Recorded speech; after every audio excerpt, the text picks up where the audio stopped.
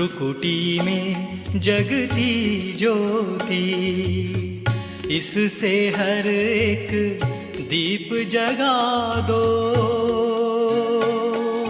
सबको आत्मदर्शन करा दो। भ्रुकुटी में जगती ज्योति, इससे हर एक दीप जगा दो, सबको आत्मदर्शन करा दो। भ्रुकुटी में जगती ज्योति।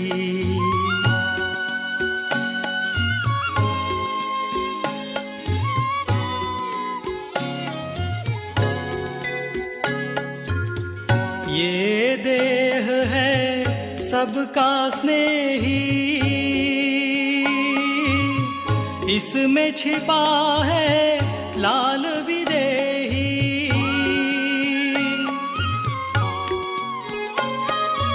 ये देह है सबका स्नेही,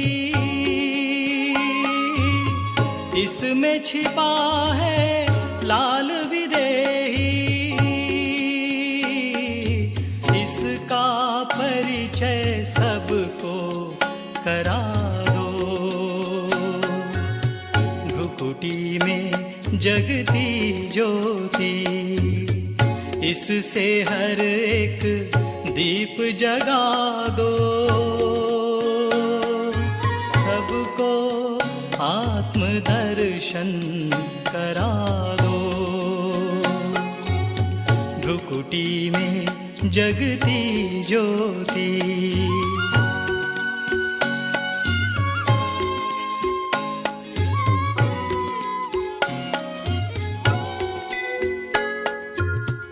आत्मस्मृति का तिलक लगा के, अहंकार को दूर भगा के,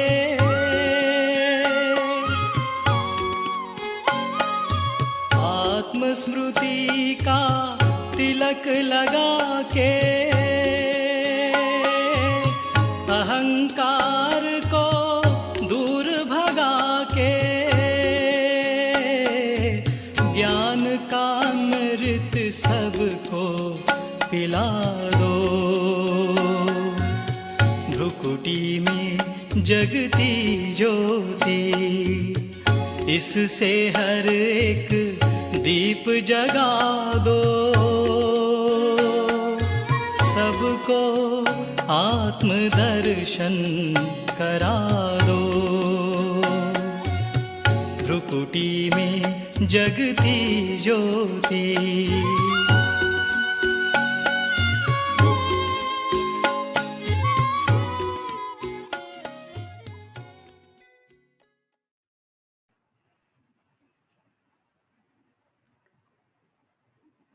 ओम शांति। जैसे आज लग रहा है मैं पूरा नेपाल में पहुंच गया। जैसे सभी सामने देख रहा था, तुलसी भाई, गीता बहन जी, तुलसी भाई, सारी बहनें बैठे हैं। खास एक बार मैं आया था शुरू में, तो उस समय शायद बंद था, तो समय आए थे तो विराटनगर में बहुत अच्छी सेवा हुई थी। उसके बाद भी सभी तरफ चक्कर लगाया और नेपाल के लगभग 56 जिले में गया हूँ।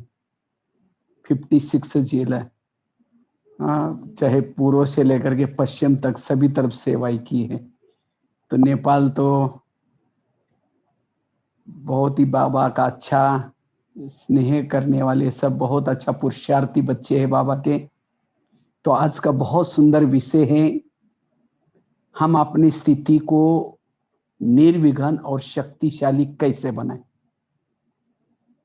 आप सभी देख रहे हैं, बाबा कभी कभी कहते थे, बच्चे ऐसा समय आएगा जो घर से भी बाहर नहीं निकल पाएंगे। ऐसा समय आएगा, अनेक प्रकार की बीमारियां आएगी और उसकी दवाई भी नहीं मिलेगी। और अचानक बाबा ने कहा कि अचानक समय आएगा, नाजुक समय आ रहा है। कई समय से बाबा इशारा देते थे, बच्चे तीव्र पुरुषार्थ करो, नाजुक समय आने वाला है। क्योंकि बाबा सब ड्रामा को जानता है और ये भी हमें कितने दिन मिलने वाले हैं इसका कोई भरोसा नहीं है। इसीलिए अब हम अपनी स्थिति को शक्तिशाली और पावरफुल बनाने की जरूरत है। जितनी हम अपनी स्थिति को शक्तिशाली बनाएंगे, पावरफुल बनाएंगे, उतना हम वायुमंडल बनाने की सेवा कर सकेंगे। जितनी हमारी स्थिति निर्विघ्न और शक्तिशाली है, हमारा पद ऊंचा होगा। जितनी हमारी स्थिति शक्तिशाली निर्विघ्न है, हमारे अंदर कंट्रोलिंग पावर, रूलिंग पावर आएगी। इतना ही नहीं, शक्तिशाली स्थिति के द्वारा हमारे आत्मा के अंदर जन्म जन्मांतर के जो विकारों के जन्म से वो नष्ट हो जाएंगे। अभी भी मोहिनी बहन का संदेश आया है न्यूयॉर्क की मोहिनी बहन के द्वारा।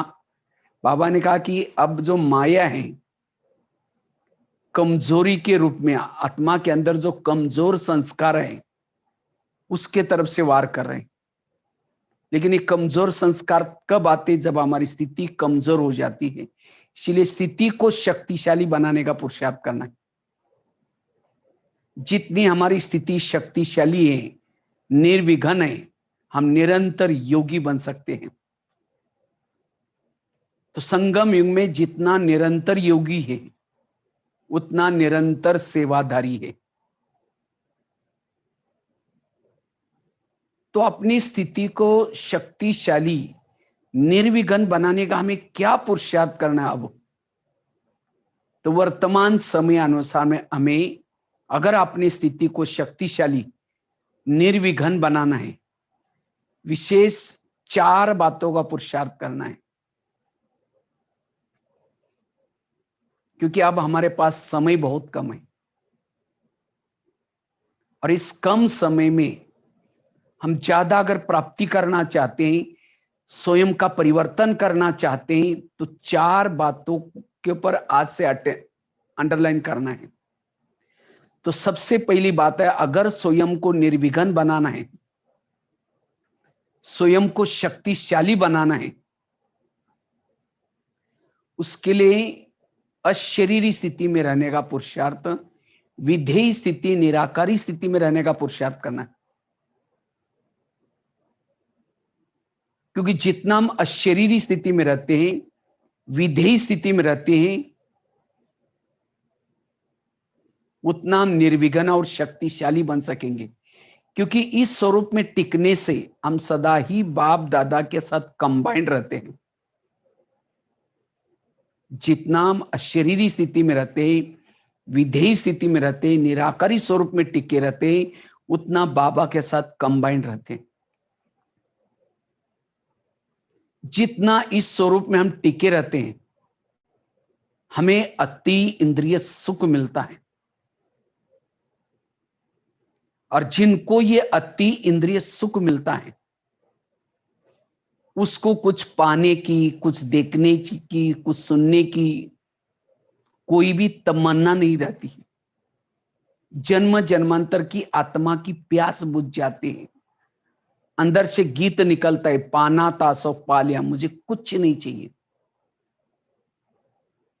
वो आत्मा भरपूर रहते, संतुष्ट रहते हैं। कब? जब हमारी निराकारी विधेयी अशरीरी स्थिति रहती। इसीलिए आजकल की मुरलियां, आप अगर लॉकडाउन की मुरलियां सुनी होंगी, बाबा रोज की मुरली में ये आत्मा का पाठ पक्का करा रहे। क्योंकि आत्मा का पाठ पहला दिन का भी वही पाठ था, अंत का भी वही लेसन है। क्योंकि इस लेसन के बिना हम देवता बन ही नहीं सकेंगे। अगर मुझे देवता बनना है, देवताओं के संस्कारों को जीवन में धारण करना है, इस अशरीरी स्थिति का अभ्यास, विधेय स्थिति का अभ्यास चाहिए। पहले दिन जब सेंटर पर आए थे, बाबा ने कहा कि बच्चे तुम आत्मा हो, दूसरे दिन क्या पक्का किया? तुम आत्मा तो हो लेकिन किसकी संतान हो। तीसरे दिन क्या बताया? तुम आत्मा तो हो लेकिन तुमने 84 जन्म में कितने महान पाठ बजाए। उसके बाद बाबा ने पढ़ाया, तुम तो आत्मा तो हो लेकिन तुम्हारे अंदर शक्तियां कितनी है।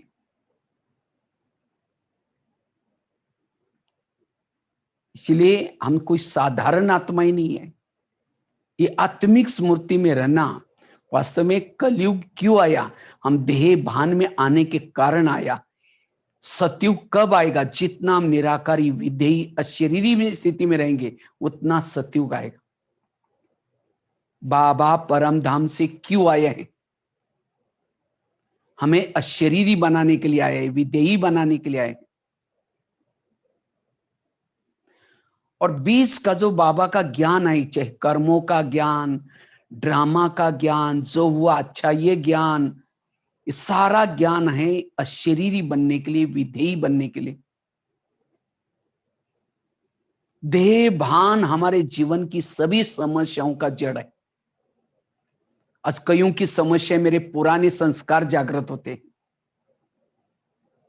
कईयों की समस्याएं मेरा योग नहीं लगता। कईयों की समस्याएं मुझे सहन नहीं होता।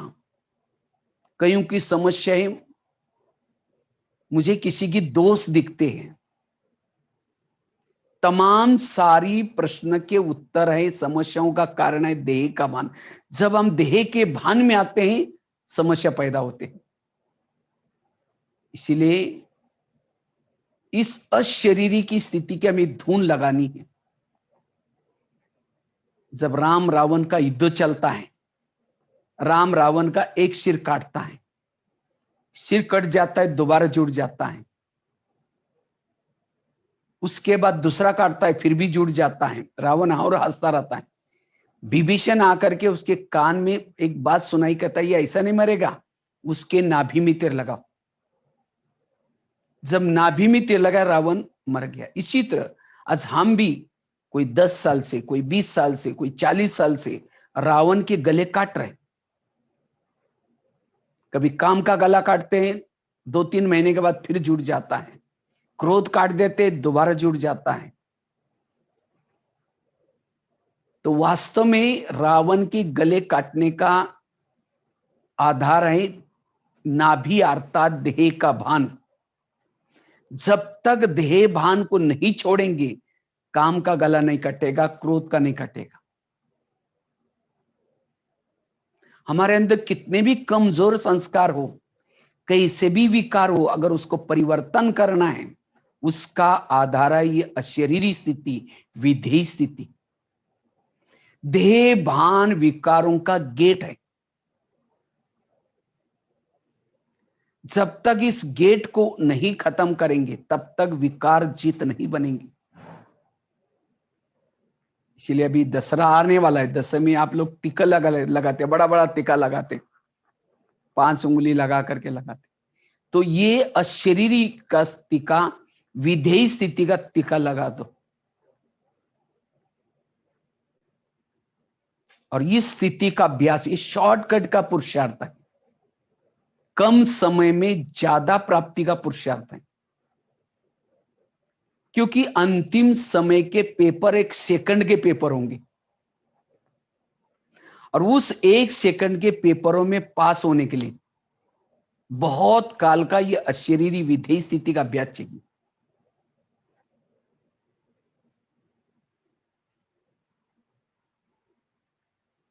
अंतिम समय के क्या क्या पेपर होंगे? ईविल आत्माओं के तरफ के पेपर होंगे, ईविल आत्माएं। इसके साथ साथ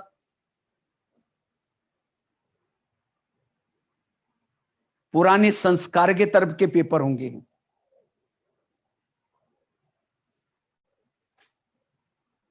इसके साथ साथ खान पान के तरफ से पेपर होंगे। अनेक प्रकार के पेपरों में अगर पास होना है उसका आधार है ये अशरीरी स्थिति, विधेयी स्थिति। इसी पेपरों के द्वारा हम हर पेपरों में पास हो सकेंगे। ये है पुरुषार्थ। मुझे गुलजार दादी के साथ रहने का 10 साल तक मौका मिला। तो एक दिन मैंने दादी जी को पूछा, दादी जी आप लोग क्या पुरुषार्थ करते? तो दादी जी ने कहा कि हम अशरीरी बनने का, अशरीरी स्थिति में रहने का पुरुषार्थ करते। हमारे सामने कोई भी आ जाए वो भी अशरीरी बन जाए। देखो दादियों ने भी शुरू से लेकर के यही पाठ पक्का किया, ब्रह्मा बाबा ने भी यही पक्का किया। हमें कोई नया पुरुषार्थ नहीं करना, जो हमारे बाबा ने किया, दादियों ने किया, बड़ों ने किया, वही पुरुषार्थ करना है।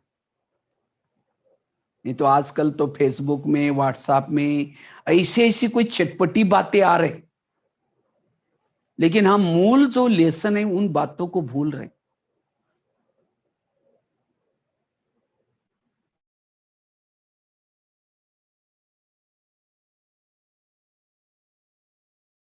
कई कहते हैं मुझे सहन ही नहीं होता। सहन करने का पुरुषार्थ नहीं है, पुरुषार्थ है अशरीरी स्थिति का। जैसे बीज बोते हैं, उसके बाद पानी डालते हैं, उसको वृक्ष आता है, वृक्षों को फल लगते हैं। बीज बोया ही नहीं, पानी डाला ही नहीं, वृक्ष आएंगे नहीं, फल लगेंगे नहीं। इसी तरह जिन्होंने अशरीरी का अभ्यास नहीं किया, अशरीरी की स्मृति का पानी नहीं दिया, उसके जीवन रूपी वृक्ष में सहन शक्ति, धैर्यता, सत्यता, ये गुण रूपी फल कैसे आएंगे? अगर मेरे जीवन में गुण नहीं है, शक्तियां नहीं है, इसका मतलब मेरा देह का भान है। वैसे तो अब नवरात्रि का समय चल रहा है। नवरात्रि में कहते हैं शक्तियों को जागृत किया जाता है। हाँ, आप लोगों ने भी वो बीज बोया होगा। मैं देखा था एक बार, कहाँ आया था, उसको वो इसमें कान में डालते हैं। पहले दिन बोते हैं, रोज पानी डालते हैं धान। तो वास्तव में ये ज्ञान की पॉइंट्स बुद्धि में डालना है, और उसको ज्ञान के पॉइंट्स को बुद्धि में डालना है, और तब लास्ट में हमारा दसई का तिलक हो जाएगा, तिलक लग जाएगा। इसीलिए आत्मिक स्मृति का आधार है, आत्मिक स्थिति का आधार है जितना ज्ञान को स्वरूप में लाते हैं। जिसके पास ज्ञान के अथाह पॉइंट है, वो पॉइंट स्वरूप में स्थित रह सकता है। कृष्ण अर्जुन को कहता है, हे अर्जुन अब तुम सूर्य बनो, सूर्य। वर्तमान समय अनुसार हमारी स्थिति सूर्य वाली स्थिति चाहिए। सूर्य वाली स्थिति में रहने वाला सूर्य वंशी में आ सकता है। सूर्य वाली स्थिति में रहने वाला, जिसको बाबा के शब्द में ज्वाला स्वरूप स्थिति, जो ज्वाला स्वरूप स्थिति में रहता है, उसके द्वारा विकर्म नहीं होंगे, लेकिन किए हुए विकर्म भी कम हो जाएंगे।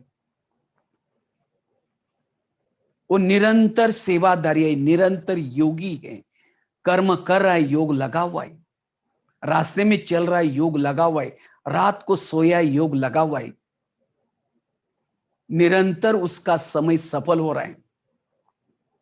कब? जब हम इस स्वरूप में टिके रहते।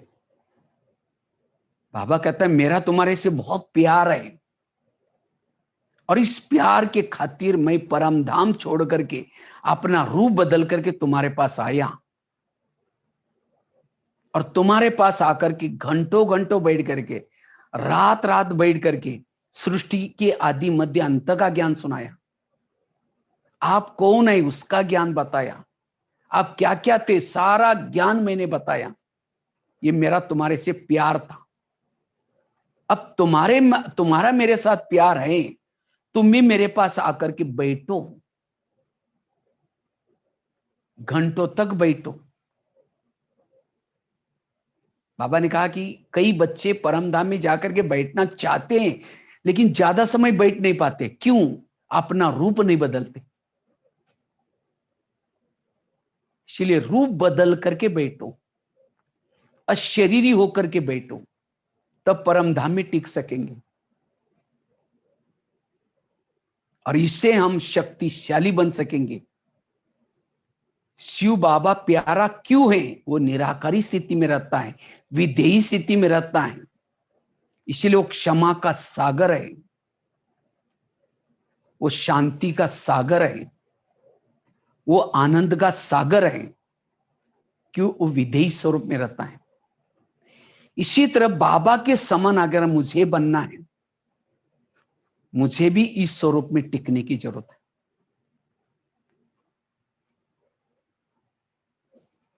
और इस स्वरूप में टिकने वाला जीवन की हर पेपरों में पास हो जाएगा। सर्दी, गर्मी, मान, अपमान, निंदा, स्तुति, इन सभी में समान रहेंगे। एक है भ्रुकुटी का तकत, दूसरा है बाबा का दिल तकत, और तीसरा है भविष्य का तकत। जो संगम युग में भ्रुकुटी के तकत पर बैठता है, उसको ही बाबा का तकत मिलता है। ऐसी आत्मा बाबा को पसंद आती है। और जो बाबा का तकत पर बैठेगा, उसको ही भविष्य का तकत मिलेगा। भ्रुकुटी तकत पर बैठने का पुरुषार्थ। अब हमें कुछ नहीं चाहिए, भ्रुकुटी में बैठो, आत्मा अभिमानी बन करके रहो। इसीलिए बाबा हर मुरली में बाबा कहते, बच्चे आत्मा समझो। दो बातें मुरलियों में ज्यादा रिपीट होती है, एक आत्माभिमानी स्थिति के बाद याद की यात्रा की बात। इसलिए वर्तमान समय अनुसार अगर स्थिति को निर्विघ्न बनाना है, शक्तिशाली बनाना है, यह है पुरुषार्थ। सीता के सामने जब रावण आता है, वो तिली जला करके, माची जला करके ऐसे रख देती, रावण उसको टच भी नहीं करता। इसी तरह हम भी रावण के राज्य में रहते हैं, तो रावण की हर प्रकार की बातों से बचने के लिए हमारी आत्मा की तिली सदा जली रहे, क्योंकि इस स्वरूप में जो टिका रहता है, आंखें खुली है, कान खुला है, देखते हुए भी न देखने की अवस्था बनी रहेगी। और इस स्थिति में रहने वाला एवर रेडी है। एवर रेडी अर्थात कभी भी परमधाम में जाने के लिए तैयार है।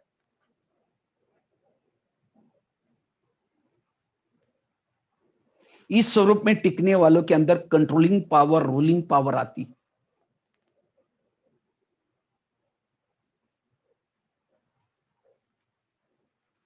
तो इस स्वरूप में टिकने के लिए हम क्या अटेंशन दें? इस स्वरूप में अगर टिकना है तो जो 4 सब्जेक्ट बाबा ने दिए हैं, ज्ञान, योग, धारणा और सेवा, ये 4 सब्जेक्टों को रोज के दिनचर्या का अंग बनाना है। जो ये 4 सब्जेक्ट रोज पक्के करता है, ज्ञान, योग, धारणा और सेवा, वो अशरीरी स्थिति में रहता है। हमारे 2 लक्ष्य है, एक है संगम का लक्ष्य, दूसरा है सत्युग का लक्ष्य। संगम का लक्ष्य अशरीरी बनना, विधेयी बनना, बिंद्रू बनना, बीजरू बनना। और सत्युग का लक्ष्य है देवता बनना, उच्च पद प्राप्त करना। जो संगम के लक्ष्य तक पहुंचेगा, सत्युग का लक्ष्य उसकी परीक्षा ही है, वो पद अपने आप ऊंचा मिलेगा।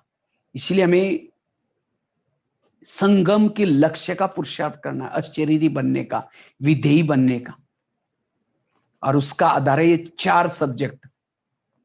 कई कहते हैं मैं तो नॉलेजफुल हूं, मैं तो रोज कभी मुरली मिस नहीं करता हूं, रोज मुरली सुनता हूं। अगर मैं रोज मुरली सुनता हूं तो मेरी स्थिति क्या चाहिए?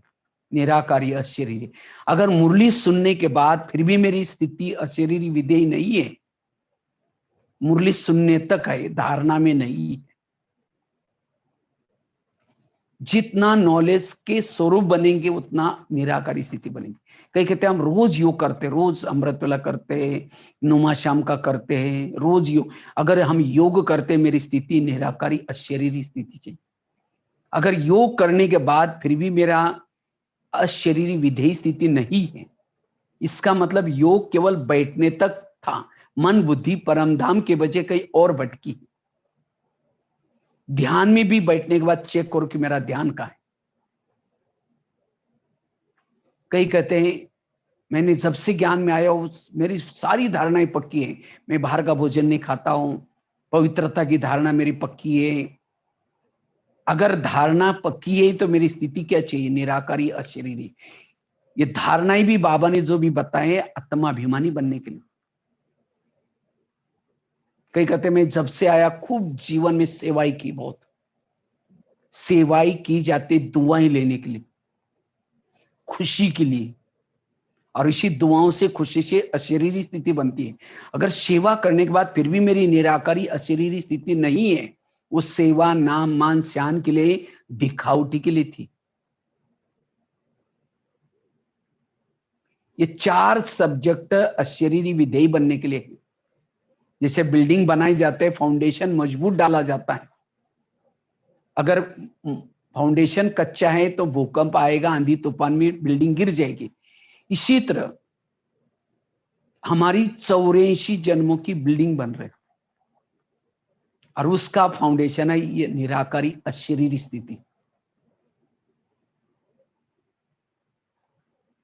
जिन्होंने इस फाउंडेशन को पक्का किया है उसके जीवन रूपी बिल्डिंग हिलेगी नहीं, कितने भी तूफान आए, कुछ भी हो जाए। अगर स्वयं को शक्तिशाली बनाना चाहते हैं, निर्विघ्न बनाना चाहते हैं, इस पार्ट को हमें पक्का करना है। यह है शॉर्टकट का पुरुषार्थ।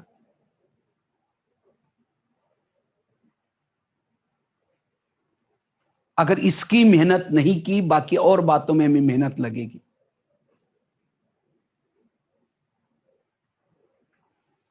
तो इसके लिए 4 सब्जेक्ट हमें जीवन में लाना है। दूसरी बात आई पवित्रता की पक्की धारणा करनी। पवित्रता जितनी है उतना हमारी निराकारी अशरीरी स्थिति रहेगी। तीसरी बात आई जितना सोमान में रहेंगे ये निराकारी अशरीरी स्थिति बनेगी। जितना हम 7 स्वरूपों का प्रैक्टिकल में लाएंगे, 7 आत्मा के जो गुण है, शांत स्वरूप, आनंद स्वरूप, शक्ति स्वरूप, इसको जितना स्वरूप में लाएंगे उतना यह स्थिति बनेगी। जितना संकल्प को कम पॉजिटिव चलाएंगे ये स्थिति बनेगी। जितना याद की यात्रा को विधि से करेंगे, परफेक्ट करेंगे, ये स्थिति बनेगी।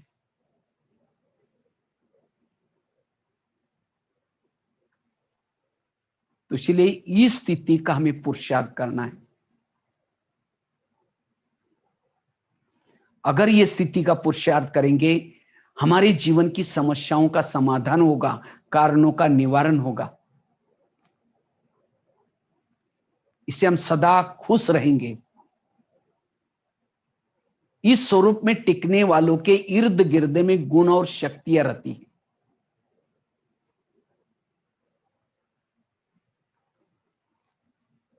इसलिए निर्विघ्न और शक्तिशाली बनने का पुरुषार्थ ये है। दूसरी बात है अगर हमें निर्विघ्न बनना है, स्वयं को शक्तिशाली बनाना है, उसका है पुरुषार्थ अपने संकल्प को कम पॉजिटिव और सकारात्मक चलाने का पुरुषार्थ। जितना कम सोचेंगे, पॉजिटिव सोचेंगे, सकारात्मक सोचेंगे, आपकी स्थिति शक्तिशाली निर्विघ्न बनेगी। वर्तमान समय जो माया जो पुरुषार्थ में जो अटैक करते हैं वो निगेटिव संकल्प के रूप में आ रहे। चिंता, डर, भय, वेरा संकल्प, तनाव। जिसको चिंता है मेरा क्या होगा, दुकान का क्या होगा, मकान का क्या होगा, खेती का क्या होगा, बच्चों का क्या होगा, पढ़ाई का क्या होगा, तमाम प्रकार के क्वेश्चन। और जिस प्रकार की चिंता है वो आत्मिक स्वरूप में नहीं रह सकता। इतना ही नहीं, जिनके संकल्प ज्यादा चलते, निगेटिव चलते, वो वायुमंडल को भी खराब करता है।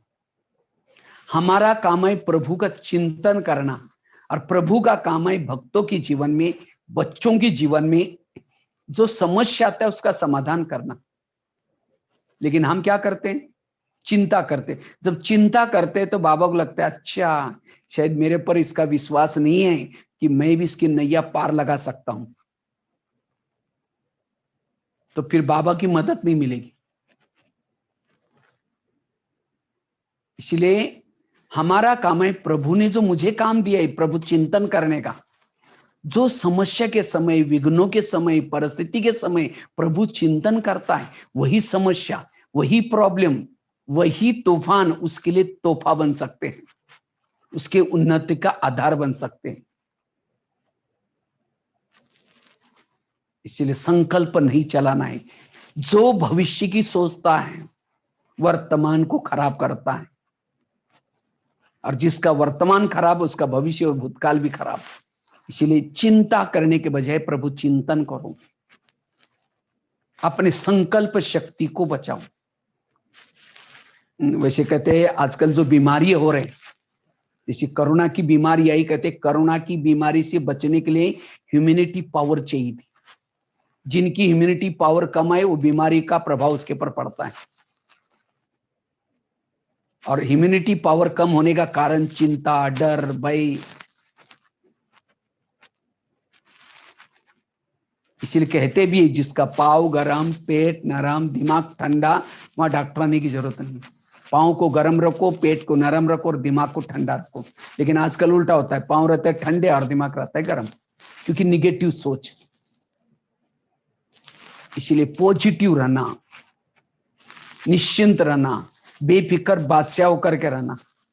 ये जो कोरोना की समस्या आई है, जैसे हम यात्रा में जाते हैं तो कई साइड सीन्स आते हैं, साइड सीन आते हैं, चले भी जाते हैं। इसी तरह ये भी हमारे इस 2020 का इस बहुत बड़ा साइड सीन था, 6-7 महीने का, आया है चला भी जाएगा।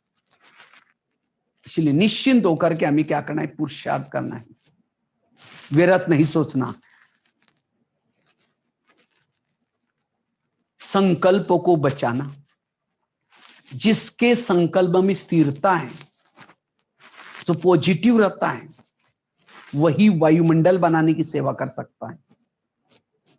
निगेटिव सोचने वालों के आसपास वायुमंडल खराब हो जाता है। जहां निगेटिव सोच है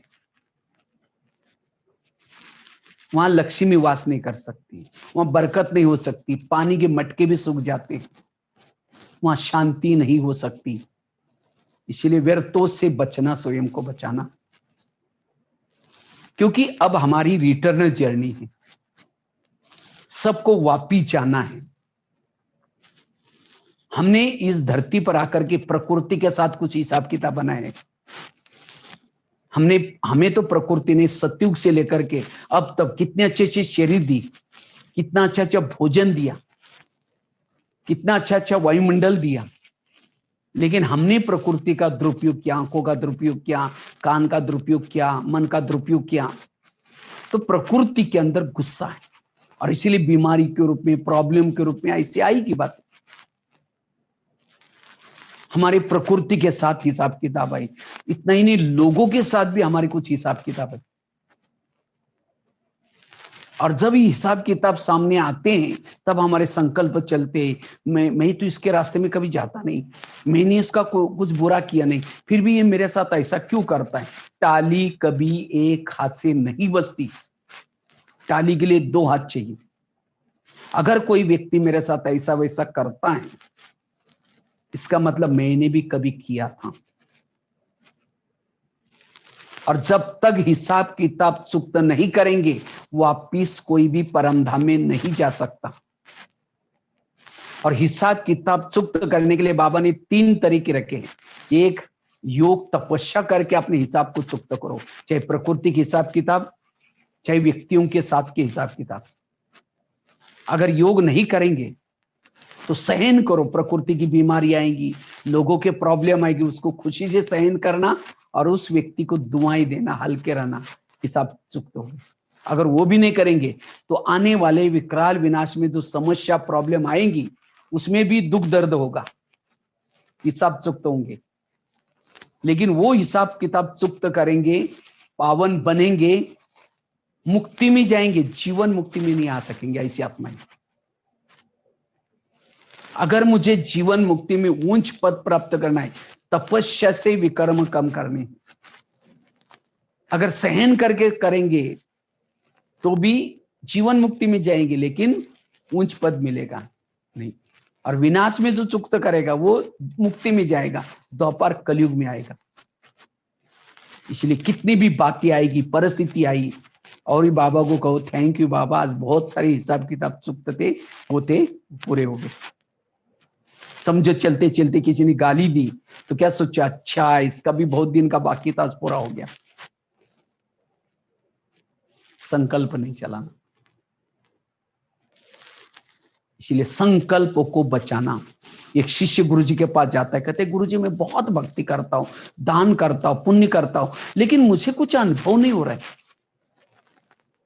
क्या भगवान मेरे से रुठ गए? तो गुरुजी हंसने लगे, कहते बात तो सही है। कहते 3-4 दिन पहले मैं बगीचे में बैठा था, 5-6 युवा आए थे, उन युवाओं को प्यास लगी थी, तो गुरुजी ने कहा सामने कुआं है, वहां बाल्टी है, रस्सा है, जाकर पी के आ जाओ। तो वो युवा 5-6 युवा वहां गए बगीचे में, कुएं के पास, बाल्टी को रस्से से बांधा, कुएं में छोड़ा, पानी खींचा, पानी नहीं मिला। दोबारा बाल्टी डाली, फिर खींचा, पानी नहीं मिला। तीसरी बार, चौथी बार, 10 बार वो बाल्टी डालते रहे, पानी नहीं मिला, छोड़ के चले गए, प्यासे गए। वो कुएं के पास गए थे, हम तो सागर के पास आए। हमारे पास बाल्टी भी है, मन रूपी बाल्टी, रस्सा भी है, बुद्धि भी है, हम मेहनत भी करते, सेंटर पर आ रहे, योग लगा रहे, पुरुषार्थ कर रहे, लेकिन अगर मन रूपी बाल्टी को छेद है, मेरा सोचने की आदत है, वो आत्मा अनुभूति, परमात्मा अनुभूति, शांति की अनुभूति नहीं कर सकता। इसलिए अपने मन के छेद को बंद करो। यह है शक्तिशाली बनने का, निर्विघ्न बनने का पुरुषार्थ। विघ्न जो पैदा होते हैं संकल्प से, क्योंकि संकल्प से हमारी वृत्ति बनती है, संकल्प से दृष्टि बनती है, संकल्प से व्यवहार बनता है, संकल्प से वृत्ति बनती है, सब कुछ संकल्प से। अगर संकल्प मेरे बीज ही निगेटिव है, सब कुछ निगेटिव।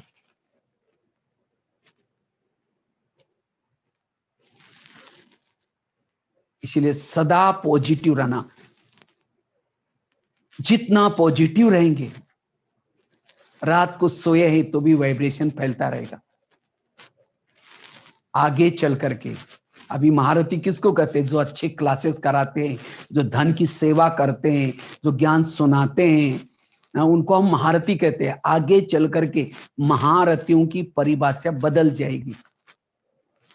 जो गुप्त रूप में अनेक आत्माओं को वाइब्रेशन फैला दे रहे, उनके संस्कार परिवर्तन करने के लिए, उनको सुख और शांति की अनुभूति करने के लिए जो वाइब्रेशन फैला रहे, लोग ढूंढते हुए उनको आएंगे। हमको उनसे मिलना है, हमसे उनसे वाइब्रेशन आ रहे। जिसको आजकल बाबा अभी भी मुरली चलाए, बाबा आए थे 18 तारीख को, बाबा ने कहा मनसा सेवा को बढ़ाओ। मनसा सेवा वही कर सकता है जिसका हर व्यक्ति के प्रति पॉजिटिव भावना है, वृत्ति उसकी पॉजिटिव है सभी के लिए। अगर एक व्यक्ति के प्रति भी मेरी वृत्ति निगेटिव है, निगेटिव वृत्ति दीवार का काम करेगी, वो वाइब्रेशन नहीं जाएंगे। इसलिए वृत्ति से वायुमंडल फैलता है। अगर मैंने किसी के प्रति वृत्ति बनाई है, और वृत्ति बनती है संकल्प बार बार चलने से, जब निगेटिव संकल्प चलेंगे उसके प्रति, तो उसके लिए वृत्ति निगेटिव बनेगी। सामने से कोई आता है, मन कहता है बेकार है, ये अच्छा नहीं है, तो तुरंत मन से बात करो, खबरदार मेरे मन, जिसके लिए तुम निगेटिव सोच रहे, वो तो मेरा भाई है, उसका कोई दोष नहीं है, उसके साथ मेरे कार्मिक अकाउंट है, उसी लिए ऐसा कर रहा है, उसका कोई गलती नहीं, तुम चुप रहो। मन को पॉजिटिव रखो। कैसा भी सामने वाला व्यवहार करता है तो भी वृत्ति उसके लिए पॉजिटिव। और जिसकी वृत्ति पॉजिटिव वही मनसा सेवा कर सकता है। इसलिए वर्तमान का निर्विघ्न बनने का पुरुषार्थ है संकल्प को समर्थ रखना, संकल्प को पॉजिटिव रखना। जैसे बता ना, आजकल नवरात्रि के दिन चल रहे हैं, नवरात्रि में कहते हैं शिव जी से शक्तियां पैदा होगी, और उसी शक्तियों ने क्या क्या असुरों का संहार किया। इसी तरह हमारे अंदर भी शक्तियां पैदा हो जाए। कब हो जाएगी? जितने हमारे सोच संकल्प पॉजिटिव है, पॉजिटिव से हमारी शक्ति आती है हमारे अंदर, और सबसे बड़ी शक्ति है सहन शक्ति। सहन शक्ति बड़ी बहन है, बाकी उसकी 7 शक्तियां छोटी बहन है। जहां सहन शक्ति आई, बाकी 7 शक्ति आएगी। और जिसके पास अष्ट शक्ति आएगी, उसके जीवन में दैवी गुण भी आएंगे, क्योंकि शक्तियों के बच्चे हैं दैवी गुण। सहन शक्ति आएगी, उसके साथ उसके 4 बच्चे आएंगे। कौन से? शांति, एकाग्रता, एक रस और अंतर्मुख। हर शक्ति के 4-4 बच्चे हैं। जिसके पास अष्ट शक्ति है, उसके पास 32 दैवी गुण है, वो है मास्टर सर्वशक्तिवान। और उसके जीवन में कोई भी आसुरी शक्तियां नहीं आ सकती, चाहे काम हो, चाहे क्रोध हो, कोई भी। लेकिन ये शक्तियां कब आती? सहन शक्ति कब आएगी? जितना पॉजिटिव रहेंगे, समर्थ रहेंगे, उतने। थोड़ा निगेटिव सोचे, ये क्यों करता है, मेरे साथ क्यों करता है, ऐसा क्यों करता है, थोड़ा निगेटिव सोचा, सहन शक्ति भाग गई। सहन शक्ति भाग गई, उसके बच्चे भी भाग गए, बहनें भी भाग गए, बच्चे भी भाग गए। जो निगेटिव है उसके इर्द गिर्द में आसुरी अवगुण, आसुरी शक्ति होगी। इसीलिए पॉजिटिव रहना यह है वर्तमान समय का पुरुषार्थ। तो हम हर विपरीत परिस्थिति में भी पॉजिटिव कैसे रहे, उसके लिए कर्म गति की गहराई में जाऊं। कई कहते हैं कि ज्ञानी है तो भी ऐसा करता है। अभी जन्म में ज्ञानी है, पिछले जन्म में ज्ञानी नहीं था। समझो आपने भी कभी उसको राजा बन करके अपने राजाई से निकाल दिया होगा, किसी को धोखा दिया होगा, कोई ना कोई प्रॉब्लम किया होगा। इसीलिए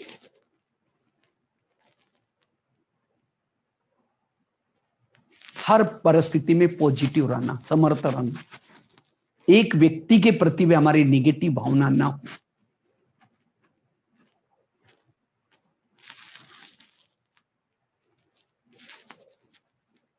हमेशा गीता रामायण का महाभारत मंत्र याद रखना, जो हुआ अच्छा हुआ, जो हो रहा अच्छा, जो होगा वो भी अच्छा।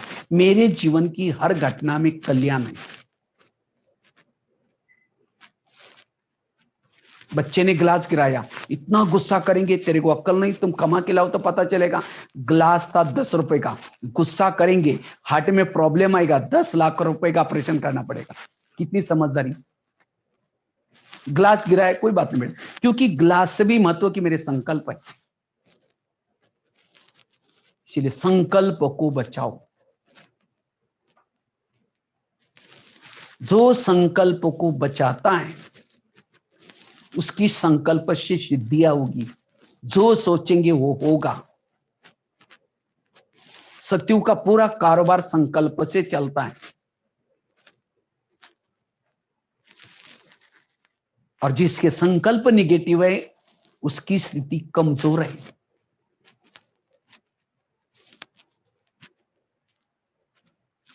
और संकल्प समर्थ बनते पढ़ाई से। अगर मुझे संकल्प समर्थ बनाना है, सवेरे सवेरे का अमृत वाला अच्छा करना, उसके बाद क्लास के पहले आधा घंटे का योग करना, और तीसरा ईश्वरी महावाक्य रोज की सुनना। जो सवेरे 3 चीजें करता है उसके संकल्प समर्थ बनते हैं, उसके संकल्प पॉजिटिव रहते हैं। उसके सामने कितनी भी समस्या आएगी, पहाड़ की समान समस्या आएगी, उसको राई बना देगा, सोचेगा ही नहीं। क्योंकि इन 3 चीजों से हमारा मनोबल बढ़ता है।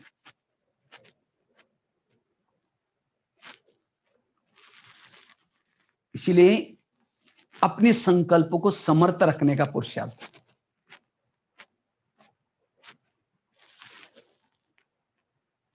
कि पढ़ाई बहुत महत्व की। जैसे गाड़ी के अंदर पेट्रोल डाल दो, वही पेट्रोल का पाइप ड्राइवर के मुंह में डालो तो क्या हो जाएगा? गाड़ी का भोजन है पेट्रोल डीजल, और ड्राइवर का भोजन है सब्जी दाल रोटी।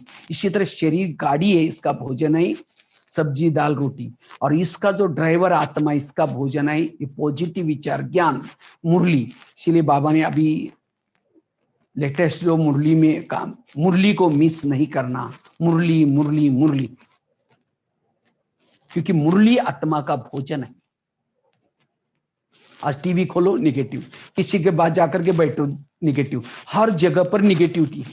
इसलिए पॉजिटिव बनना जरूरत है, और जितना पॉजिटिव रहेंगे, समर्थ रहेंगे, उतनी स्थिति शक्तिशाली निर्विघ्न बनेगी। यह है दूसरी बात। तीसरी बात है, अगर स्थिति को, मैं 4 ही बातें मैं सुनाने वाला हूं शॉर्ट में, और 2 बातें शॉर्ट में बता। अगर स्थिति को वर्तमान समय अनुसार शक्तिशाली बनाना है, उसका पुरुषार्थ है स्वराज्याधिकारी बनकर के हर इंद्रियों को श्रीमत के आधार से चलाना। हमारे जीवन के विघ्न, हमारी स्थिति के अंदर के विघ्न क्यों पैदा होते हैं, स्थिति कमजोर क्यों हो जाती है, उसका कारण कोई व्यक्ति परिस्थिति नहीं, उसका कारण है हमारी ही कर्म इंद्रिया। पहले राजा एक किले में रहते थे, और किले के कई दरवाजे मजबूत रहते थे, कोई भी आता था सिक्योरिटी रहती थी, कहां जा रहे, क्यों जा रहे। इसी तरह ये शरीर भी हमारा किला है, फोर्ट है, और इस किले में आत्मा राजा रहता है, और इसके कई दरवाजे, कान मुंह आंख, लेकिन इस दरवाजे में रहने वाला कोई रोकने टोकने वाला कोई नहीं है। कुछ भी आंखों से देखते हैं, कुछ भी कानों से सुनते हैं, कुछ भी मन से सुनते सोचते हैं, और इसीलिए आत्मा की स्थिति कमजोर है, विघ्नों का कारण है। इसीलिए अपने आप को अगर शक्तिशाली बनाना है, पावरफुल बनाना है, निर्विघ्न बनाना है, रोज स्वराज्याधिकारी बनकर के हर इंद्रियों की चेकिंग करना। ब्रह्मा बाबा ने क्या पुरुषार्थ किया? बाबा ने रोज अपने कर्मेंद्रियों का दरबार लगाया। हम दरबार लगाते नहीं तो कहते ना, अंधेरी नगरी चौपट राजा टकेसर बाजी टकेसर खाजा, इस नगरी का राजा सोए, इसके अंदर जो चाहे हो रहा है। इसलिए अगर हमें स्वयं को शक्तिशाली बनाना है, निर्विघ्न बनाना है, स्वराज्य अधिकारी बनो। जितना स्वराज्य अधिकारी बनेंगे, उतना निर्विघ्न बनेंगे।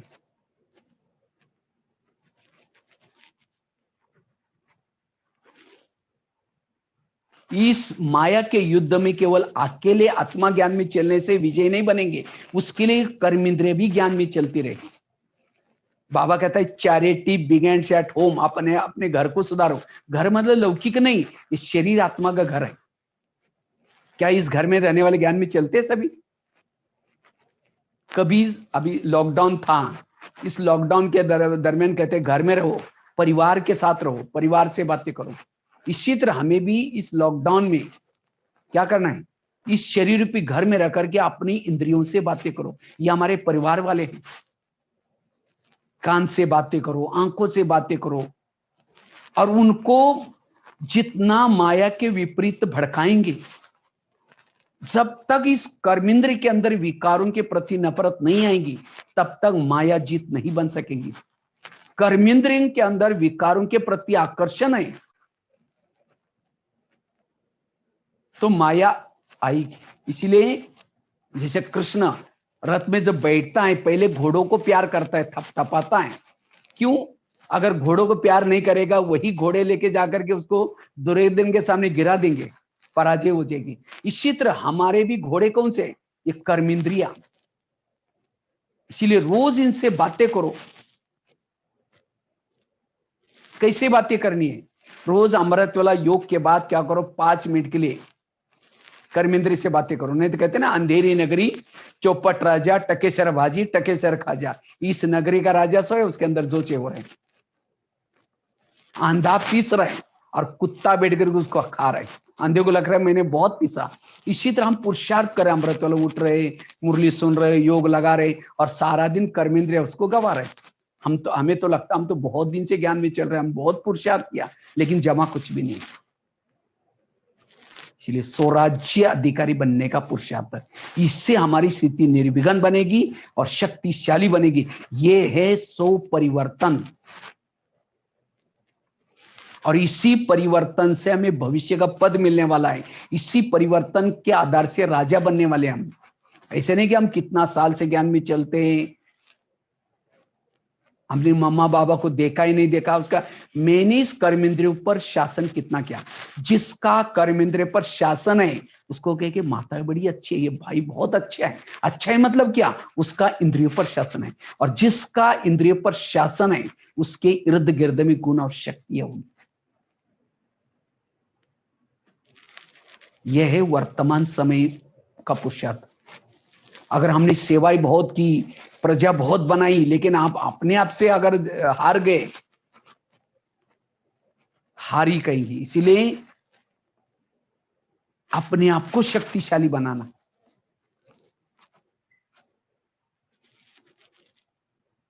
अनुभवी मूर्त बनना।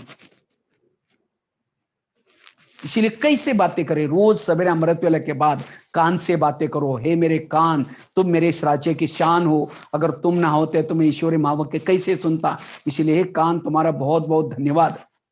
मेरा तुम्हारे पर बहुत विश्वास है, इसीलिए मैंने तुमको बॉर्डर पर रखा है। लेकिन हे कान, आजकल तुम मुझे धोखा देते हो, मुझे तो पता ही नहीं था। मैं आज परम हितैषी शिव बाबा के पास गया था, लेकिन शिव बाबा ने तुम्हारे लिए कुछ इशारा दिया है। इसलिए हे कान, तुम मेरे राज्य में रहते हो, मेरा खाते हो और मुझे धोखा देते हो। इसीलिए हे कान, आज तक जो किया कोई बात नहीं, लेकिन आज से तुम्हें कोई भी गलत काम नहीं करना। अगर तुम गलत सुनेगा मैं तुमको सजा दूंगा। स्वराज्य अधिकारी बनकर के हर कर्मेंद्रिय से बातें करो, और जितना कर्मेंद्रिय से बातें करेंगे स्वराज्य अधिकारी बनेंगे। और जो स्वराज्य अधिकारी बनता है वही विश्व का राजा बन सकता है। यह है वर्तमान समय का पुरुषार्थ। आगे चलो, अंकों के साथ बात करो। हे अंके, मुझे 84 जन्म में बहुत सारे अंके मिली, लेकिन तुम्हारे जैसे भाग्यशाली अंके कोई नहीं मिली। तुम्हारे द्वारा मैंने सत्यम शिवम सुंदरम को देखा। क्या प्रभु को देखने बाद तुम्हारा पेट नहीं भरा? तुम इस संसार की व्यर्थ बातें क्यों देखते हो? अगर देखेगा मैं तुमको सजा दूंगा। आगे चलो, मुख के साथ बात करो। हे मुख, तुम भी मेरे इस राज्य की शान हो, अगर तुम ना होते मैं वाणी सेवा कैसे करता। लेकिन कभी कभी तुम किसी का परचिंतन करते हो, अपमान करते हो। क्या इसीलिए मैंने तुमको रखा है? अगर करेगा मैं तुमको सजा दूंगा। आगे चलो, पांव के पास। हे पांव, तुम भी मेरे इस राज्य की शान हो, तुम ना होते मैं सेवा करने के लिए कैसे जाता। सेवा की हाथ से आदि दुआ तुमको मिल गई। सेवा की मुख से भाषण किया, लेकिन आदि दुआ पांव को मिल जाते। क्यों? पांव सभी इंद्रियों को सिर पर उठा करके लेके आता है, घुटने के ऊपर पूरा कर्मेंद्र को उठा कर लेके आता है। कौन? पांव। इसीलिए कोई भी व्यक्ति घर में आता है उसके चरण छूते। क्यों? हे चरण, तुम्हारा धन्यवाद, इस व्यक्ति को घर में लाया। लेकिन कभी कभी चरण पर चिंतन करने के लिए भी लेके जाते। पर चिंतन सुना कान ने, आधा विकर्म पांव का हो गया। पर चिंतन किया मुख ने, आधा विकर्म पांव का भी हो गया। अगर पांव कहता नहीं नहीं मैं राजा के लिए ईमानदार हूं, मैं नहीं जाऊंगा, मैं राजा का खाता हूं, मैं उसके लिए, हर इंद्रिया अपनी ड्यूटी एक्यूरेट करेंगी, परिवर्तन आएगा। सारे जीवन के विघ्नों के कारण हमारा इंद्रिय है। ये है सो परिवर्तन। हम आए हैं यहां अपना परिवर्तन करने के लिए, और जितना ये परिवर्तन होगा तो उतना हमारे में परिवर्तन आएगा। आजकल कई कई बीके भाई बहने अपने घर में जाने के बाद लोग क्या कहते हैं? मुसीबत आ गई, मुसीबत समझते। क्यों? वो ज्ञान में चल रहे लेकिन संस्कारों को नहीं बदला। क्यों नहीं बदला? क्योंकि इंद्रियों पर शासन नहीं है। परिवर्तन का आधार है स्वराज्य अधिकारी स्थिति। इसका तो 1 घंटे का क्लास है, अलग से कभी लेंगे। तो कहने का मतलब वर्तमान समय अनुसार ये पुरुषार्थ का नाम है। इस पुरुषार्थ से हम शक्तिशाली निर्विघ्न बनेंगे। संस्कार क्यों आते हैं? कर्म इंद्रिय से मिले। और लास्ट की बात, चौथा पुरुषार्थ है, अगर स्वयं को हमें निर्विघ्न बनाना है, शक्तिशाली बनाना है, उसके लिए जितना हम याद की यात्रा करते हैं, जितना याद की यात्रा अच्छी करते हैं उतनी हमारी स्थिति शक्तिशाली निर्विघ्न बनेगी, क्योंकि याद की यात्रा जरूरी है। लेकिन वो याद भी हमारी कैसी हो, विधि पूर्वक याद हो। ऐसा नहीं कि योग तो किया लेकिन अगर विधि पूर्वक योग नहीं किया तो भी हमें वो अनुभव नहीं होगा। इसी तरह विधि पूर्वक योग करने की जरूरत है।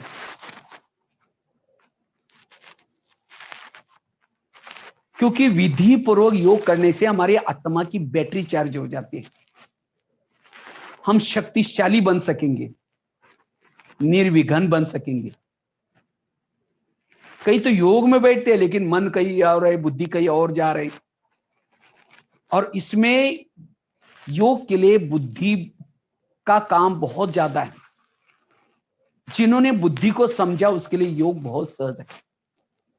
तो बुद्धि क्या चीज है, समझो मैंने अभी इसी समय आपको कहा, इसी समय आप सभी विराटनगर का पूरा सब जोन का ग्रुप माउंट आबू में ओम शांति भवन के सामने खड़े हैं सभी। ओम शांति भवन, ओम शांति भवन को आप देख रहे,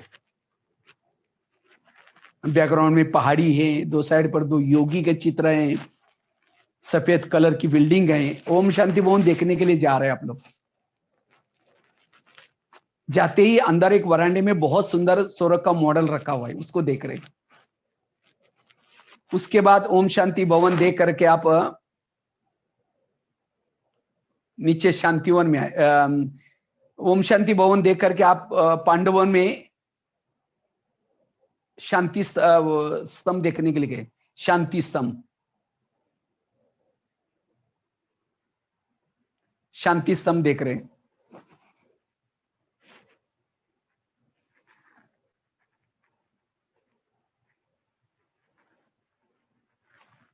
बहुत सुंदर वाइब्रेशन है, साइलेंस के वाइब्रेशन।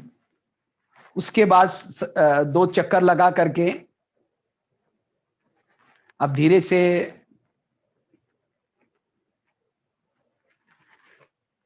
झोपड़ी की तरफ जा रहे।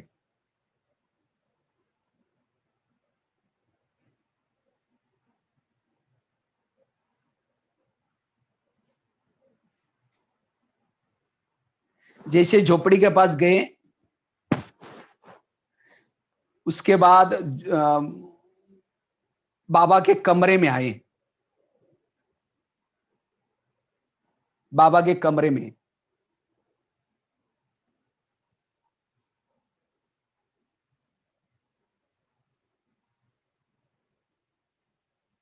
जहां बाबा की खटिया रखी है, नीला सा ट्रांसलाइट है।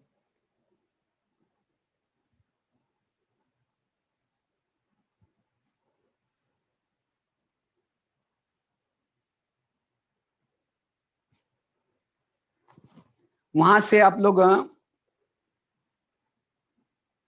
ज्ञान सरोवर में गए, जहां ओम का बना हुआ जो सीमेंट वाला, वहां देख रहे।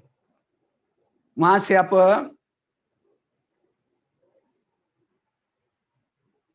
पीस पार्क में गए, पीस पार्क।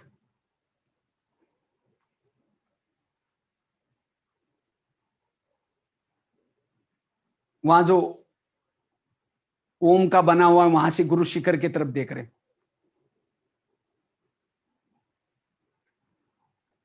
वहां से आप नीचे शांतिवन में आए। शांतिवन में प्रकाश स्तंभ पर खड़े, प्रकाश स्तंभ। वहां से डायमंड हॉल में आए, डायमंड हॉल में जहां बाबा का अव्यक्त मिलन मनाते हैं।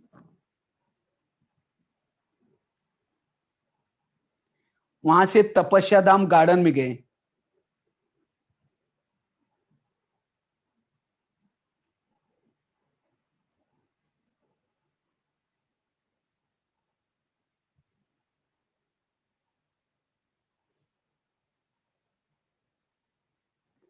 तपस्या नाम गार्डन से पीछे मुड़ करके एक पहाड़ी पर देखा।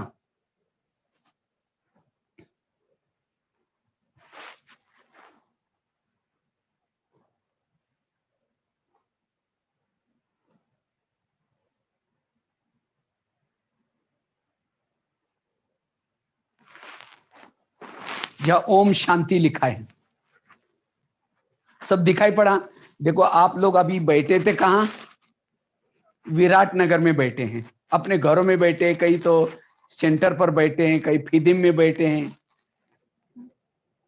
कई इलाम में बैठे हैं। लेकिन देखो यहां से आप मधुवन की चारों धाम की यात्रा की तो कैसे आए थे? आपकी आत्मा भी वही है, आपका शरीर भी वही है, तो यहाँ कैसे आए? ये बुद्धि आई थी आपकी। ऐसे ही ऊपर की तरफ जाना, अव्यक्त वतन में जाना, ब्रह्मा बाबा को देखना बुद्धि के द्वारा, बाबा से बाबा ने गले लगाया, बाबा की दृष्टि लेना, फिर परम धाम, इसको कहते योग। बुद्धि जानी जरूरत है, और जिन्होंने बुद्धि से बाबा के पास गए उनके योग। ऐसा भी नहीं लगता कि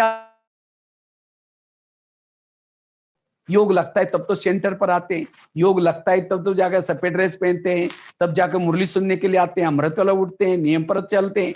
लेकिन उस योग को अब निरंतर रखना है, पावरफुल करना है। और जितना बुद्धि को समझेंगे, बुद्धि का योग एक बाबा के तरफ जाए, तब हम चार्ज हो जाएंगे, तब शक्तिशाली बनेंगे, और तब हम निर्विघ्न बन सकेंगे। क्योंकि जब योग में हमारी आत्मा की बैटरी चार्ज हो जाती है तो सारा दिन हमारी आत्मिक स्थिति बनती है, कर्म करते समय भी बाबा की याद रहेगी। इसीलिए हमें वर्तमान समय योग युक्त बनना जरूरी है, और जितना योग युक्त रहेंगे उतनी हमारी स्थिति पावरफुल बन जाएगी। इसीलिए योग युक्त बनने का आधार है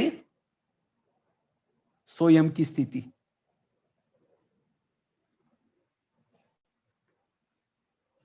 योग हमारा रोज 2-3 घंटा चाहिए, बैठ करके अमृत वेला क्लास के पहले।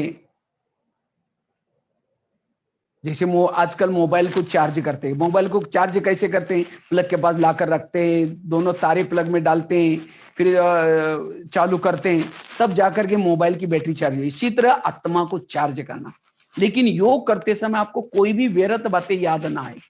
नहीं तो कई बार क्या होता है, समझो कोई माता योग लगाने के लिए आ रहे हैं, और आते आते रास्ते में देखा कि बहुत अच्छा सब्जी का गाड़ी वाला जा रहे हैं, फिर सोचेंगे चलो शाम को इसकी सब्जी बना देंगे। पहले सोचेंगे जाकर के योग लगाएंगे, जाते समय लेके जाएंगे। फिर सेंटर में आए, लाल लाइट चल रहा है, गीत बज रहे हैं, शुरू करेंगे मैं आत्मा हूँ, शांत स्वरूप हूँ। फिर सोचे झोला तो लाए नहीं, वो सब्जी कैसे लेके जाए? फिर कहेंगे ठीक है मैं आत्मा हूँ, शांत स्वरूप हूँ।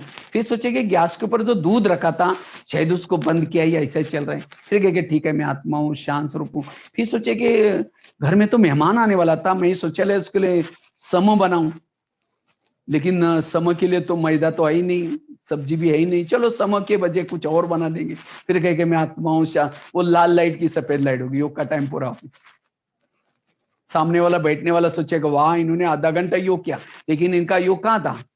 वो सब्जी वाला योग चल रहा है, वो समो वाला योग चल रहा है, बाबा वाला योग नहीं था। अगर ऐसा योग करेंगे तो विकर्म विनाश कैसे होंगे? इसीलिए योग करते समय हमें विधि से योग करने की जरूरत है, और जितना विधि से योग करेंगे हमारी स्थिति पावरफुल बन जाएगी। तो स्थिति को शक्तिशाली बनाने का आधार है विधि पूर्वक योग।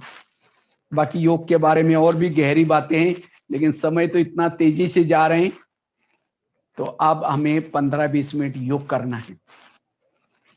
तो मैंने आपको स्थिति को शक्तिशाली बनाने के लिए 4 बातें सुनाई।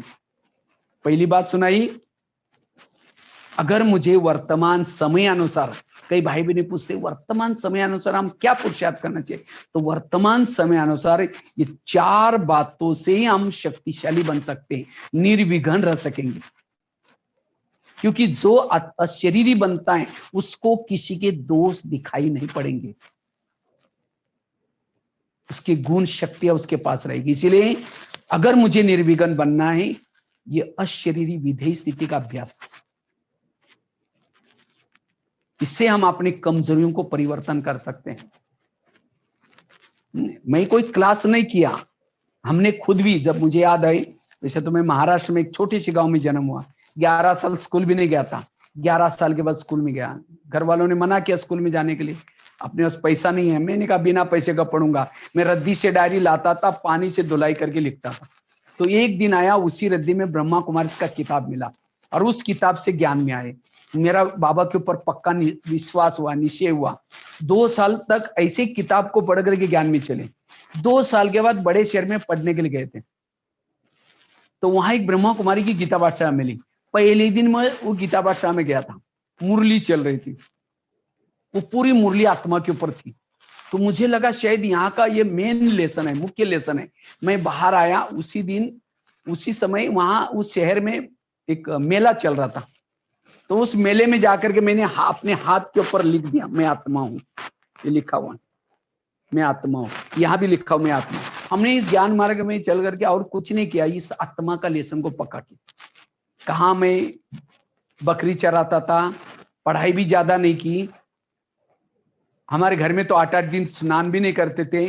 मैं पुलिस वालों से डरता था, लेकिन इस ज्ञान मार्ग में चल करके कहां से बाबा ने कहां उठा करके पहुंचाया, इस आत्मा के लेसन से। इससे हमारे योग अच्छा लगेगा, इससे बहुत अच्छा हम स्थिति को बना सकते हैं। ये मैंने कोई क्लास नहीं कराया, लेकिन अनुभव के आधार से अभी भी अगर इन 4 बातों के ऊपर मेरी थोड़ा कुछ डोंट केयर रहता है, मेरी स्थिति अभी भी बिगड़ती। तो स्थिति को विघन आने की ये 4 बातें हैं, और इस बातों का हमें इलाज करना है, कारण का निवारण करना है। और 4 बातों का तो पहली बताई आत्मा का अभ्यास, दूसरी संकल्प को कम चलाना, और तीसरी बताई स्वराज्याधिकारी बन करके हर इंद्रियों पर शासन रखना, और चौथी बताई विधि पूर्वक योग करना। अगर ये 4 बातों का पुरुषार्थ करेंगे तो आपकी स्थिति शक्तिशाली और निर्विघ्न बनेगी। यह है वर्तमान समय अनुसार पुरुषार्थ। ठीक है, बाकी तो बहुत बहुत धन्यवाद जो हमको इस सेवा का मौका दिया। तो अभी लास्ट में हम सब योग करेंगे, सभी कमर सीधी करके बैठेंगे, कमर सीधी, और 3 मिनट के लिए सभी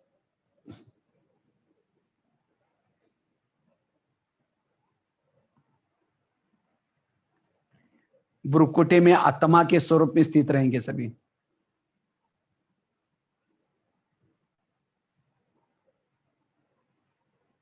मैं ज्योति स्वरूप आत्मा दोनों भ्रुकुटी के बीच में स्थित हूं।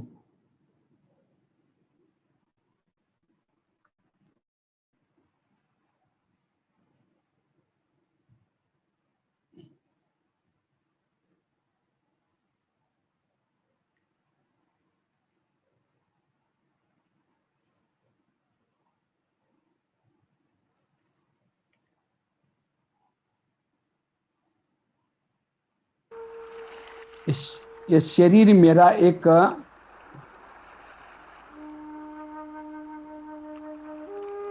गाड़ी है, मैं आत्मा इसका ड्राइवर हूं। शरीर मेरी एक डब्बी है, मैं आत्मा इसमें चैतन्य में गिरा हूं।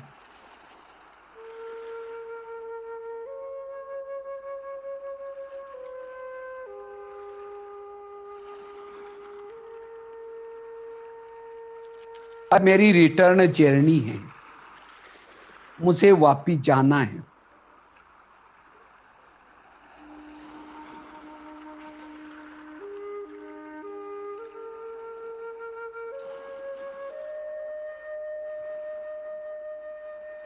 मैंने 84 जन्म में हर जन्म में हीरो पार्ट बजाया।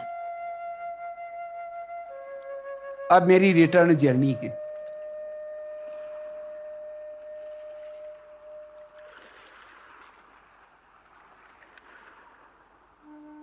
अब मैं बुद्धि के द्वारा अपने धाम में जा रही हूं।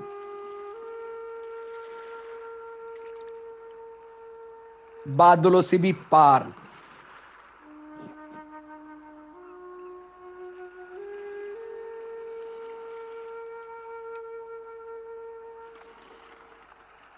चांद सूरज तारांगन के भी पार, अव्यक्त वतन।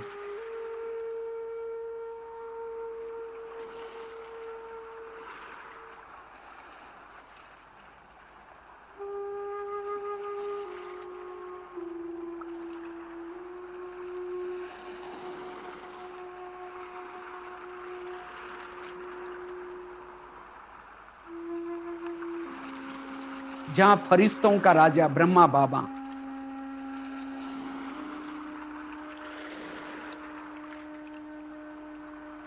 मेरा स्वागत करने के लिए उठ करके खड़े हो गए। जैसे मैं बाबा के पास पहुंची, बाबा ने मुझे गले लगाया।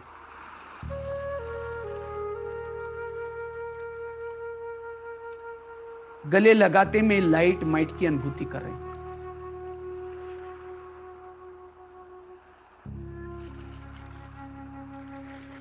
बाबा ने मेरे मस्तक के ऊपर हाथ रखा और पावरफुल दृष्टि दी।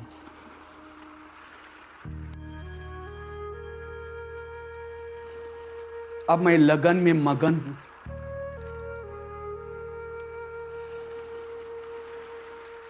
अब मैं फरिश्ता का शरीर भी भूल करके एक ज्योति बन करके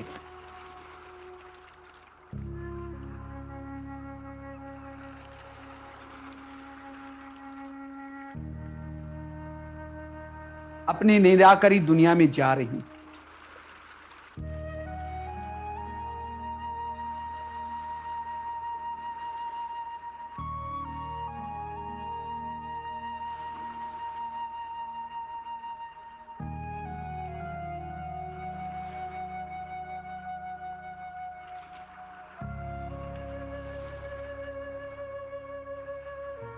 मूल वतन में जाती हूं, ज्ञान सूर्य की किरणों के नीचे।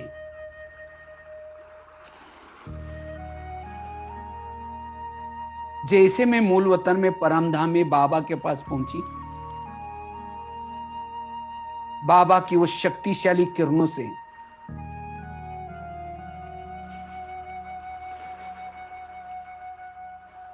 मेरे अंदर की सारी नेगेटिव एनर्जी समाप्त होती जा रही।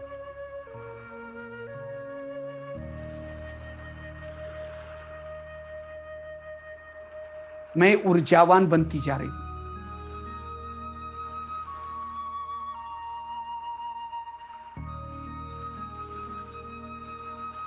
मैं चार्ज होती जा रही हूं।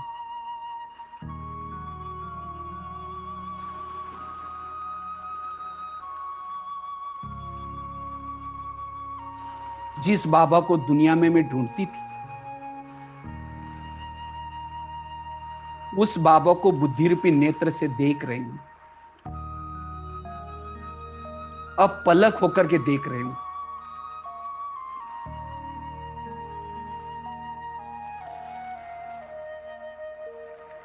बाबा शांति का सागर है, शक्ति का सागर है।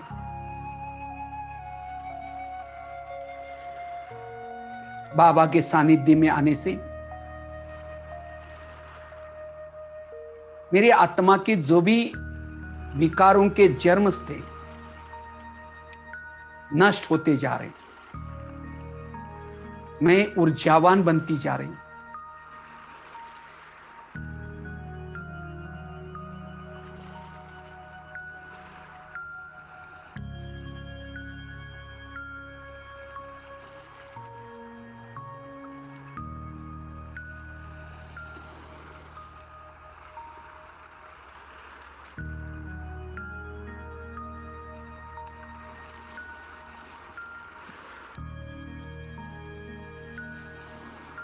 ये मैं प्रभु मिलन मना रही हूं।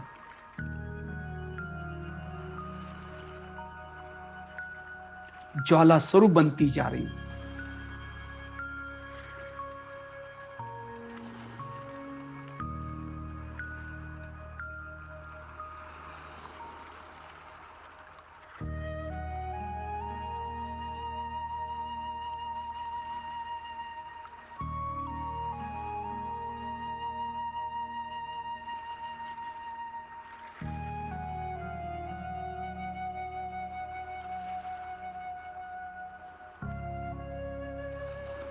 मैं अशरीरी विधेय स्थिति की अनुभूति करती जा रही।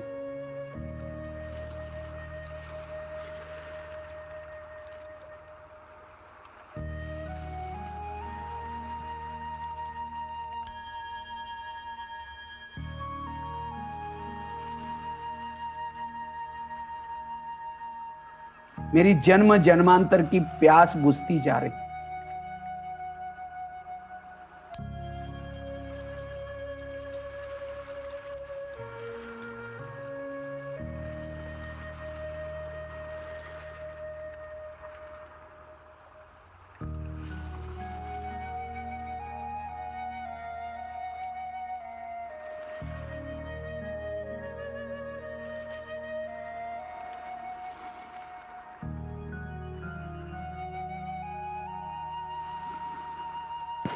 अब इस अव्यक्त वतन से वापिस में धीरे धीरे इस साकार परम धाम से धीरे धीरे अव्यक्त वतन में आती हूं, ब्रह्मा बाबा के पास आती हूं। जैसे मैं ब्रह्मा बाबा के पास पहुंची, बाबा ने मुझे देखते ही वरदान दिया, तुम साधारण नहीं हो, तुम तो शिव शक्ति हो, भक्तों की इष्ट हो।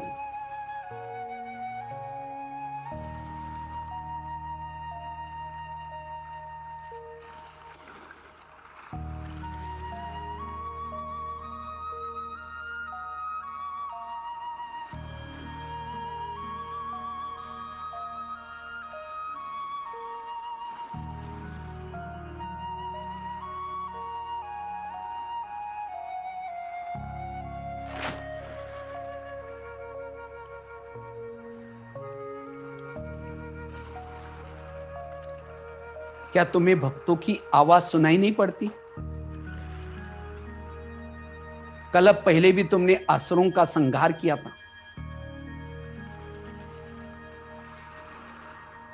बाबा की बातें सुनते ही मेरे आंतरिक शक्तियां जागृत हो रही।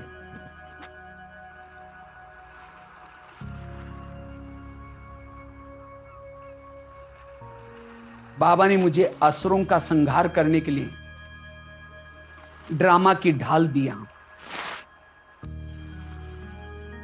ज्ञान की तलवार दिया, पवित्रता का कवच पहना दिया, सिर के ऊपर जिम्मेवारी का ताज पहना दिया, शक्ति का प्रतीक त्रिशूल दिया,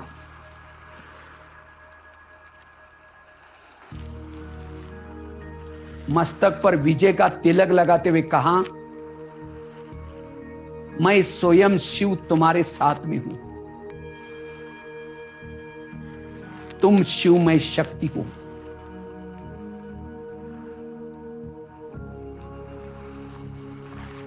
अब मेरे रग रग से शक्तियों की किरणें फैल रही। सर्वशक्तिवान मेरे दिल में, अब माया मेरा कुछ बिगाड़ नहीं सकती। अब मैं शिवमय शक्ति बाबा से आशीर्वाद लेकर के, अस्त्र शस्त्रों को लेकर के आकाश मार्ग से नीचे धरती पर आ रही हूं। जैसे धरती पर मैं पहुंचती हूं,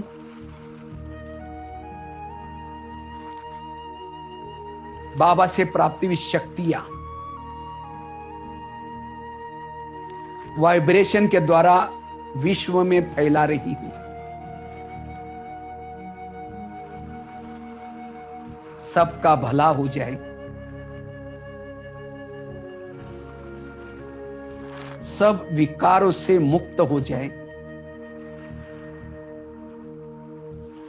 सभी बीमारियों से मुक्त बन जाए, नशा व्यसन से मुक्त हो जाए,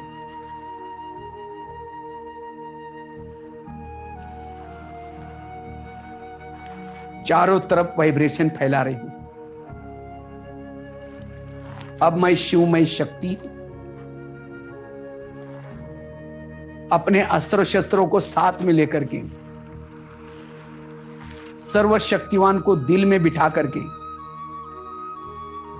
मंदिर की तरफ जा रही हूं। मंदिर के पीछे के दरवाजे से मूर्ति के पास जाकर खड़ी हूं।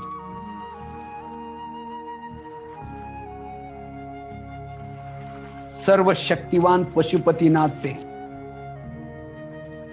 शिव बाबा से जो भी मैंने शक्तियां लाई, दृष्टि के द्वारा सबको दे रही हूं। वरदानी हस्त घुमा करके दे रही हूं।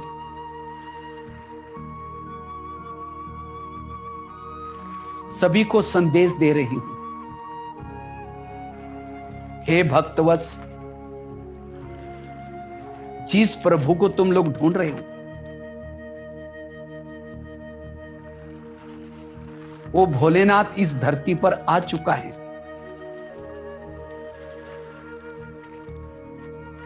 अगर तुम्हें उसका सही परिचय चाहिए, तुम ब्रह्मा कुमारी राजयोग के सेवा केंद्र पर आओ। मैं देवी भी वही तपस्या कर रही हूं। वर्तमान समय सृष्टि परिवर्तन का समय चल रहा है। भक्ति का फल स्वयं परमात्मा दे रहे हैं। जागो। ऐसा संदेश देते हुए एक मंदिर से दूसरे मंदिर में जा रहे हैं, तीसरे मंदिर में जा रहे हैं। कभी पहाड़ों पर स्थित होकर के शक्तियां फैला रही हैं, कभी आकाश में स्थित होकर के। प्यारे बाबा, आपने हमें क्या से क्या बनाया। आपके इस उपकारों को कभी भी हम भूलेंगे नहीं। तन मन धन से आपकी सेवा करते रहेंगे। इसके लिए मां शीतला बन वायुमंडल में शीतलता की किरणें फैलाएंगी। मां शीतला के समान हूं।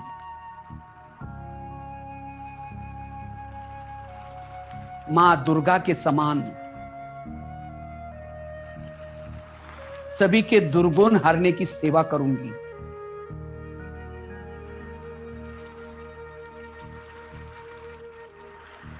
मां लक्ष्मी के समान हूं। सभी को ज्ञान धन से भरपूर करूंगी।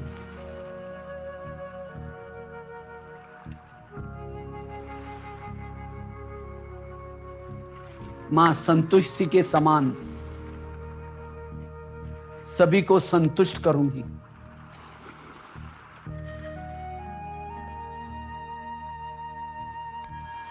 मां गायत्री की समान गीता का ज्ञान गा गा करके सबको सुनाऊंगी।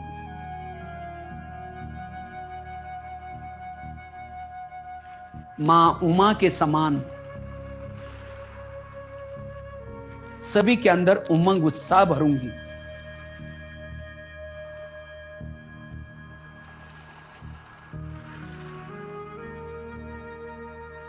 मैं ज्वाला देवी हूं। चारों ओर वाइब्रेशन फैला रही हूं। मां सरस्वती के समान ज्ञान की वीणा सबको सुनाऊंगी। मैं शिव, मैं शक्ति हूं। आसुरी संघारनी हूं। विश्व का अंधकार मिटाने के लिए अवतरित हूं। रोने वालों के आंखों के आंसू पोंछने वाली हूं। अब इस संसार में मेरा कोई नहीं है जिसको मैं अपना समझती हूं। सब कुछ परिवर्तन होने वाला है। मैं बेहद की वैरागी हूं।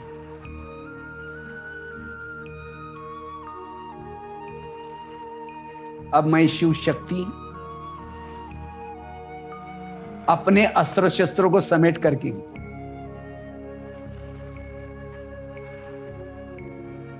साधारण ब्राह्मण वेश में इस कर्म क्षेत्र पर आती हूं।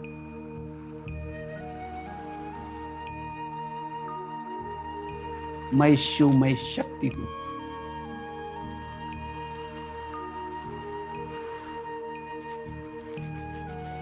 ओम शांति।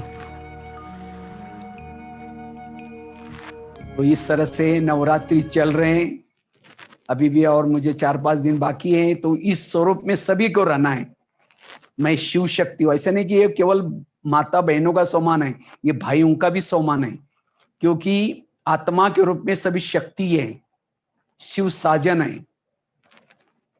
तो इस स्वरूप में रहेंगे और वाइब्रेशन फैलाएंगे भक्तों को, रोज मंदिर में जाएंगे। इसको ही बाबा कहते हैं मनसा सेवा।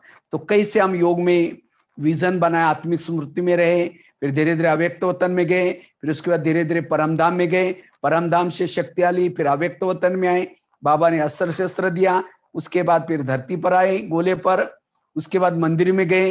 तो ऐसे हमें योग में अगर विजन दृश्य बनाते हैं, योग इजीली लगेगा, सहज लगेगा।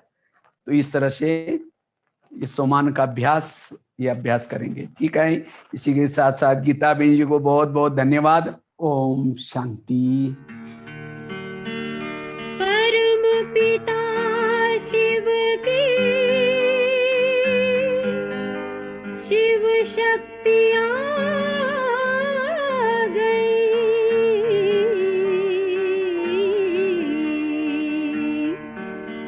शिव शक्तियाँ आ गई।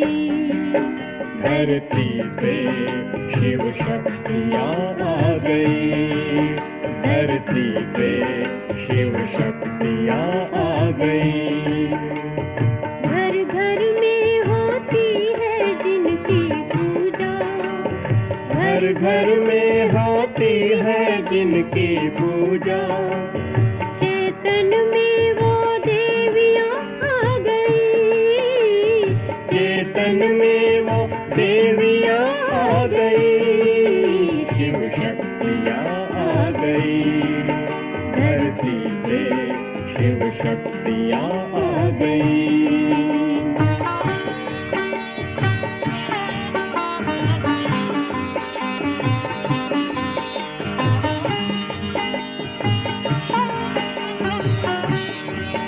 बन ज्ञान गंगा वो अमृत पिलाए, बन ज्ञान गंगा वो अमृत पिलाए। वो माँ बन के उमंग को बढ़ाए, वो माँ बन के उमंग को बढ़ाए। वो सर्व की प्यास बुझा रही है, वो सर्व की प्यास बुझा रही है। शिव शक्ति